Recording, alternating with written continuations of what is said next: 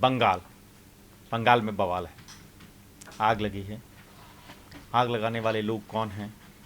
क्या वे बांग्लादेश के मुसलमान हैं या बंगाल के मुसलमान हैं? आखिर कौन ये चाहता है कि एक मैसेज ऐसा जाए जिससे लोग डरें? मुर्शिदाबाद एक शहर आपने सुना होगा, उस मुर्शिदाबाद शहर से कई लोग अपना घर बार छोड़कर जा रहे हैं। ममता के एक मंत्री कह रहे हैं कि वो पलायन, आप क्यों कह रहे हैं उसको पलायन? वो तो बंगाल से बंगाल में ही जा रहे हैं। इस संवेदनशीलता, आप संवेदनहीनता भी कह सकते हैं। सियासत में आजकल संवेदनशीलता और संवेदनहीनता में बहुत ज़्यादा फर्क नहीं रह गया है। अब इस सब के बीच ममता बनर्जी चूँकि मुख्यमंत्री हैं, उन्हें डर लग रहा है कि कहीं राष्ट्रपति शासन न लगा दिया जाए। वो कह रही हैं कि ये सब कुछ हो सकता है कि बाहर से मतलब बांग्लादेश से आए मुसलमानों ने किया। तो क्या ये सिर्फ एक ढाल है या इसमें कुछ सच्चाई है? आखिर क्या है मसला, हम समझेंगे। हमारे साथ दो हमारे साथी हैं, एक शालिनी है, शैलेंद्र जी हैं, दो एस नाम के लोग हैं। ये लोग बताएंगे कि आखिर ये क्या हो रहा है, क्यों संग्राम है, क्या बात है। ममता बनर्जी डैमेज कंट्रोल में जुट गई हैं। आज इमामों के एक सम्मेलन को उन्होंने संबोधित किया, उसमें तो उन्होंने बहुत बड़ी बड़ी बातें की और बहुत अपने चीर परिचित जो उनका एग्रेसिव अंदाज है उसमें उन्होंने अमित शाह पर हमला बोला, योगी आदित्यनाथ पर भी हमला बोला। तो उन्होंने तो सीधा सीधा कह दिया कि भाई ये बीजेपी प्रायोजित हिंसा थी। बीजेपी के लोग बाहर से आकर के बीजेपी ने अपने लोगों को बाहर से भेजा और कराया। अभी मीडिया में रिपोर्ट्स आई थी कि भाई जो हिंसा हुई है उसके पीछे बांग्लादेश से आए कुछ लोगों का भी हाथ होने की बात कही गई थी मीडिया रिपोर्ट्स में। अभी जो सिक्योरिटी फोर्सेस हैं उनके हवाले से कुछ कहा गया था ऐसा। ममता बनर्जी कह रही हैं कि भाई ये बीजेपी ने जानबूझ के करने दिया क्योंकि बीएसएफ बॉर्डर पे तैनात है तो लोग आए कैसे। तो वो उल्टा इसका सारी जिम्मेदारी इस हिंसा की वो बीजेपी पे थोप रही है। और उन्होंने आज अपने भाषण में जब वो मौलवियों के सम्मेलन को संबोधित, चंद्रबाबू नायडू और नीतीश कुमार पर भी बहुत जम के बरसी कि ये लोग वक्फ का विरोध नहीं कर रहे हैं। वो कह रहे हैं कि वो सत्ता के लिए तुम्हारा खून भी पी लेंगे, वो ये कह रही हैं। अभी क्या आपका सिंगल मेजोरिटी है? तो भी आप ये सब करते हैं और देखिए चंद्रबाबू नायडू चुपचाप बैठे हैं। आप लोग तो उनको भी वोट देना चाहिए। मैं तो ऐतराज नहीं करती हूं, चुपचाप बैठे हैं। नीतीश बाबू चुपचाप बैठे हैं, पूरा सपोर्ट देता है। तो इसी तरह की योगी आदित्यनाथ ने कल उन पर हमला बोला था, ममता बनर्जी पर। कहा था कि भाई ये हिंसा हो रही है, वहाँ से हिंदू भाग रहे हैं और ममता बनर्जी चुप्पी साधे हुई है और जो उपद्रवी हैं, जो हिंसा करने वाले लोग हैं, उनको शांतिदूत बता रही हैं। एक चीज़ शैलेंद्र जी के पास हम फिर आएंगे। हम ऐसा करते हैं कि हम अपने साथी को कहते हैं कि पहले वो वीडियो दिखा दें, योगी ने जो कुछ कहा है बंगाल हिंसा के बाद, पहले वो आप सुन लीजिए, फिर इस डिबेट को हम आगे बढ़ाते हैं। अब याद करिए 2017 के पहले के उत्तर प्रदेश को हर दूसरे तीसरे दिन दंगा होता था।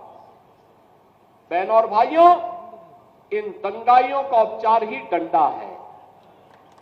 बिना डंडे के मानेंगे नहीं। आप देख रहे होंगे बंगाल जल रहा है, वहां की मुख्यमंत्री चुप है, दंगाइयों को शांति दूत कहती है। अरे लातों के भूत बातों से कहां मानने वाले हैं। तो आपने सुना, योगी ने कहा कि बंगाल में जो लोग दंगा कर रहे हैं उनको डंडा बजाना चाहिए, डंडा बजाकर उनको समझाना चाहिए कि क्या है कानून व्यवस्था और क्या है नहीं है। अब इसी पे ममता कह रही हैं कि योगी तो सबसे बड़ा भोगी है। अब दो मुख्यमंत्री, एक उत्तर प्रदेश के मुख्यमंत्री हैं जो वक्फ कानून के बाद शहर दर शहर पुलिस बंदोबस्त कर रहे हैं, कोई ऐसी चीज़, ऐसी कोई वारदात सामने नहीं आने दी है, और दूसरी तरफ बंगाल है जहां एक मुर्शिदाबाद शहर इस तरह का हो गया कि वहां से हिंदू परिवारों को छोड़कर जाना पड़ा। क्या कहेंगे, योगी फेल है या ममता फेल है? देखिए, मैं तो यही कहूँगी कि दोनों अपनी अपनी राजनीति कर रहे हैं और इसमें पिसता हमेशा एक आम इंसान ही है। और जैसे कि मुर्शिदाबाद में हिंदू परिवारों को इस तरीके से घर छोड़ के जाना पड़ रहा है, ममता बनर्जी ने साफ तौर पर कहा है कि ये हमला बीजेपी ने करवाया है, क्योंकि अगर ऐसा होता, हमने कराया होता, तो हमारे मंत्रियों के घरों पे इस तरीके से हमले नहीं हो रहे होते। और इसके अलावा ममता बनर्जी ने इंडिया गठबंधन के लोगों से भी अपील की है कि आप लोग हमारा साथ दें, आप लोग हमारे साथ खड़े हों, जिससे हम वक्फ के खिलाफ भी बोल सके। और इतना ही नहीं, ममता बनर्जी ने तो ये तक कह दिया कि अमित शाह को टारगेट करते हुए कि आप तो कालिदास की तरह जिस डाल पे बैठे हैं आप उसी डाल को काट रहे हैं, तो आप ऐसा ना करें और मोदी जी आपको कब तक बचाएंगे। एक चीज शालिनी जो कह रही हैं कि जिस डाल पर बैठे हैं उसी डाल को काटने का काम अमित शाह कर रहे हैं या खुद ममता बनर्जी कर रही हैं, ये भी एक समझने की बात है। अभी जो रिपोर्ट्स आ रही हैं, जो आपने कहा बांग्लादेश जमात उल मुजाहिदीन और अंसारुल्लाह बांग्ला टीम, ये दो संगठन हैं। ये कहा जा रहा है कि इनके लोग कहीं ना कहीं बंगाल में घुस गए हैं। क्या इन लोगों ने स्लीपर सेल बना लिया है? बांग्लादेश खुद जल रहा है, बंगाल में एक हिंसा की आग आप कर रहे हैं, वक्फ कानून पास हुआ है, उसके खिलाफ सुप्रीम कोर्ट में याचिकाएं हैं, तो लीगल रेमेडीज करेंगे या आप सड़क पर उतरकर संग्राम करेंगे? आप ये बताइए कि ये जो ममता की पुलिस जो है, जो थोड़ा बैकफुट पे नजर आ रही है या थोड़ा स्पेस दे रही है ऐसे लोगों को जो हिंसा की साजिशें रच रहे हैं, तो ये जिस डाल पर बैठी हैं उस डाल पे काटने का काम ममता खुद कर रही हैं या वो दूसरे नेताओं को बोल रही हैं? नहीं, देखिए, ये ममता बनर्जी की राजनीति का ये पैटर्न रहा है। ये कोई पहली बार ऐसा नहीं हुआ है। जब भी इस तरह की घटनाएं, आपको याद होगा जब ममता बनर्जी चुनाव जीती थी उसके बाद बहुत ज़बरदस्त हिंसा हुई थी और बड़ी संख्या में लोग पलायन करके असम चले गए थे। ममता बनर्जी जब ये सब चीज़ चलती रहती है वो चुप रहती हैं। फिर जब उनको लगता है कि अब डैमेज हो चुका तो फिर डैमेज कंट्रोल के लिए बाद में आती है सामने। योगी जी ने कल यही सवाल उठाया कि जब चीज़ें हो रही है, हिंसा भड़क रही है, उस समय आप चुप्पी क्यों साध के बैठे हुए हैं? और अब ममता बनर्जी को लगा कि अब बाहर आने का समय आ गया है, अब अपना जो वोट बैंक है उसको कंसोलिडेट करने का टाइम आ गया है। तो इमामों के संगठन में उन्होंने आज बड़ी बड़ी बातें की हैं, उन्होंने इस तरह की। एक चीज़ मैं न्यूज़ कॉरिडोर्स के दर्शकों को कहूँगा कि एक राजनीति चल रही है। ममता कुछ कह रही हैं, बीजेपी के कुछ लोग और भी नए नए बयान दे रहे हैं। इन सब के बीच एक आईटी सेल भी एक्टिव हो जाता है बहुत सारा, और कई उपद्रवी तत्व भी एक्टिव हो जाते हैं। इसी तरह का एक वीडियो वायरल किया जा रहा है जिसमें कहा जा रहा है कि एक मुल्ला एक डीआईजी रैंक के अफसर से भिड़ गया है। मैं उस वीडियो को मैं कहूँगा शालिनी को कि आप जब ये वीडियो जाए दर्शकों के साथ तो वो उस वीडियो को आप प्ले करवाइए और मैं उसकी सच्चाई आपको बता देता हूँ। वो जो वीडियो है वो त्रिपुरा का है और त्रिपुरा का एक डिस्ट्रिक्ट है, उनाकोटी ज़िला है। उसकी एसपी हैं सुधांबिका आर, और जो व्यक्ति बहस कर रहा है वह मोहम्मद बदरुजुमा है। तो ये वीडियो त्रिपुरा का है वक्फ के प्रोटेस्ट का ही, लेकिन ये बंगाल का नहीं है। तो इस तरह का जो मिस इन्फॉर्मेशंस आपके पास जा रही हैं दर्शकों के पास, वो भी आप फिल्टर कीजिए। और लेकिन ये बहस का मुद्दा ये ज़रूर है कि बंगाल में आखिर कौन है जो उसको मुर्शिदाबाद में हिंसा भड़का रहा है, और आखिर ये जो ममता के मंत्री हैं, फरहद क्या नाम है इनका, हकीम साहब का, वो ये जो कह रहे हैं कि हम आप ऐसा मत सजिए फिरहाद हकीम कि ये कोई पलायन है, आप घर छूट रहा है, लोग जा रहे हैं, छोटे छोटे बच्चे जा रहे हैं, महिलाएं जा रही हैं।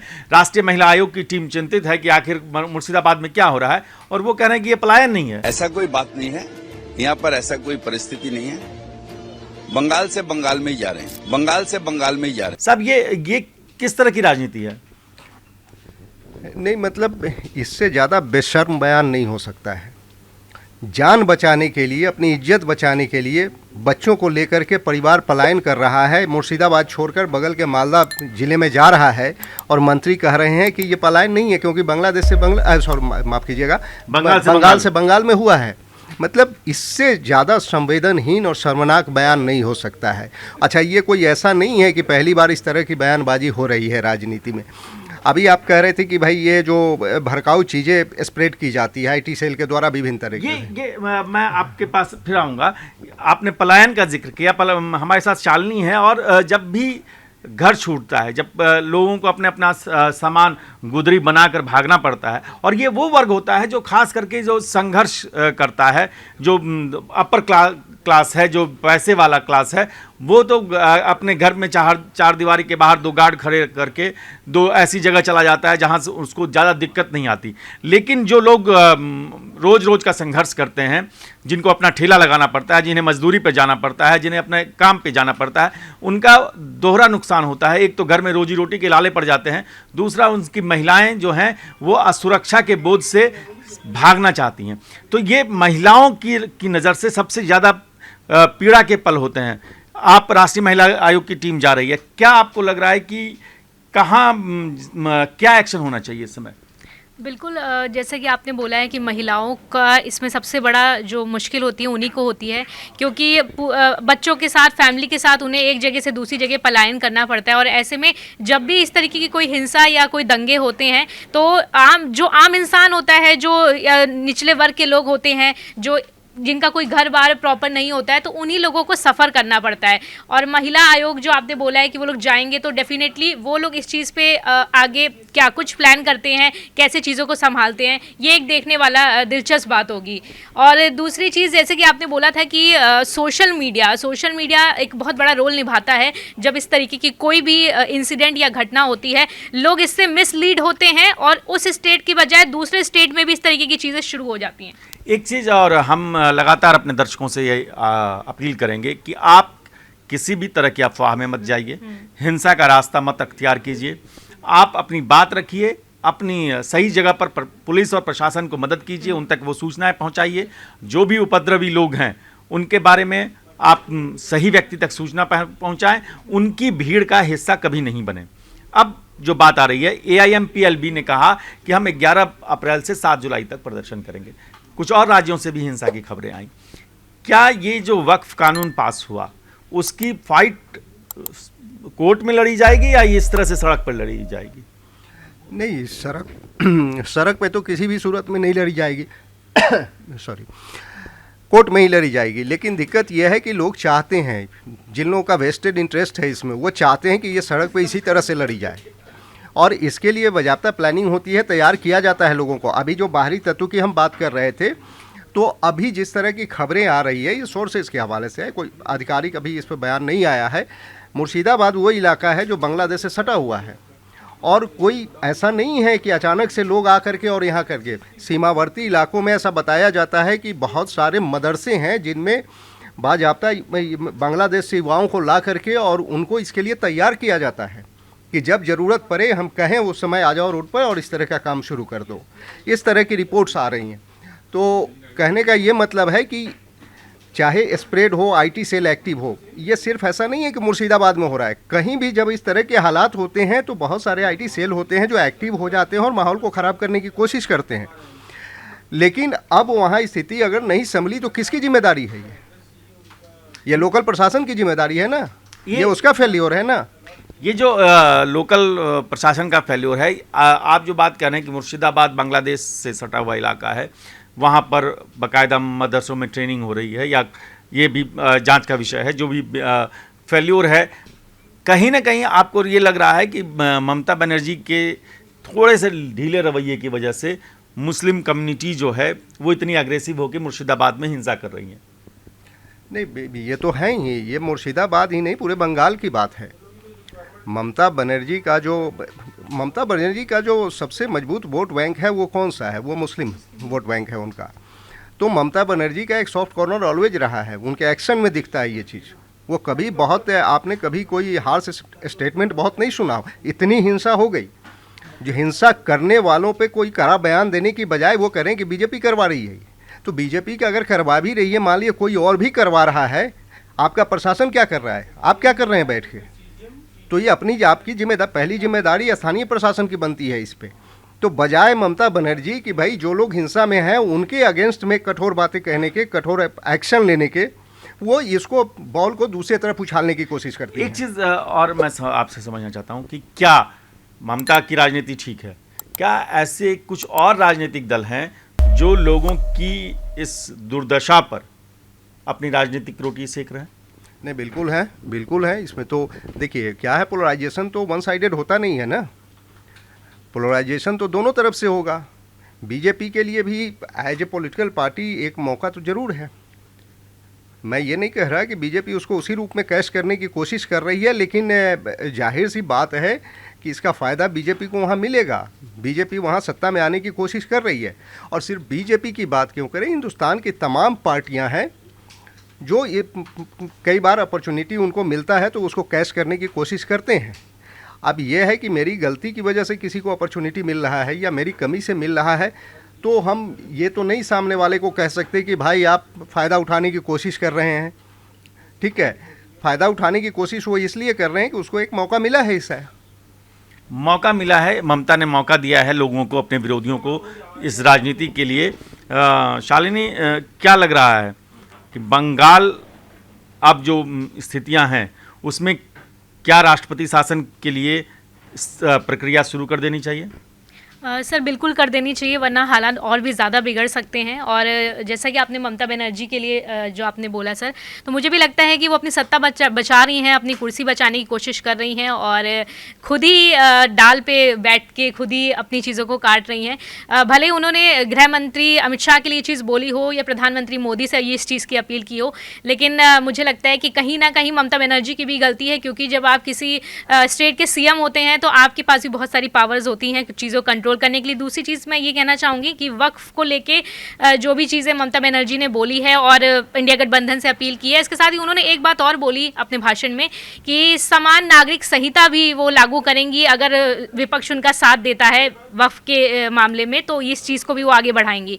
तो ममता बनर्जी अपना खेल तो खेल ही रही है। समान नागरिक संहिता, ऐसा आपको लग रहा है कि वो जाएंगी उसके पक्ष में? देखिए, अभी कह रही हैं, क्या करेंगी कोई नहीं बता सकता। ममता बनर्जी क्या करेंगी ये कोई नहीं बता सकता। तो अभी वो कह रही हैं इस मुद्दे पर। अभी तो देखिए क्या है कि उन्होंने इंडिया गठबंधन को कमज़ोर करने में जिन नेताओं के नाम की बात आई उसमें एक ममता बनर्जी भी थी। उनका भी नाम आता है कि भाई इन लोगों ने मतलब अपना अलग रास्ता अपनाया। अब क्या है कि अब वो कह रही हैं कि भाई सारे इंडिया गठबंधन के नेताओं से, इंडी गठबंधन से कह रही हैं कि भाई आप आइए हमारे साथ, आप आके इस मुद्दे पर खड़े हो जाइए। मतलब ये है कि ममता को इस पर अलग थलग नहीं पड़ना चाहती है। और ममता के साथ एक चीज़ तो है कि भाई आज उन्होंने एक बात भी कही कि सिर्फ एक का वोट लेकर के तो सरकार बनती नहीं है। तो ममता बनर्जी के लिए ये एक चुनौती भी है।